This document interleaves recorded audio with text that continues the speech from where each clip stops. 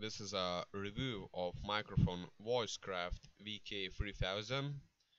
I'm currently using this microphone to record this, so this is also a sound test.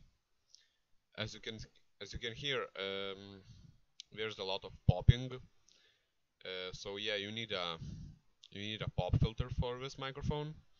With this microphone, you get a cable, which is not 3.5 but 6.3. So you need an adapter, and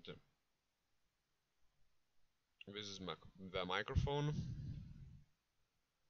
It's not really big. It's quite small, and it fits in your hand nicely. As you can see, the model.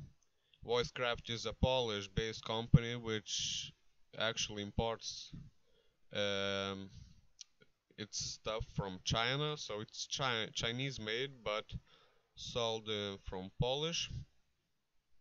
Now you can see a microphone. It's quite nice. This is the microphone itself.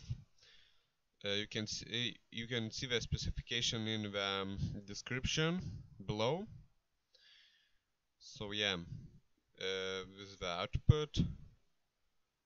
Maybe you can use amplifier, but you don't really need it because it's quite good. It amplifies sound quite well, but you need a pop filter. So yeah, quite good microphone for its price.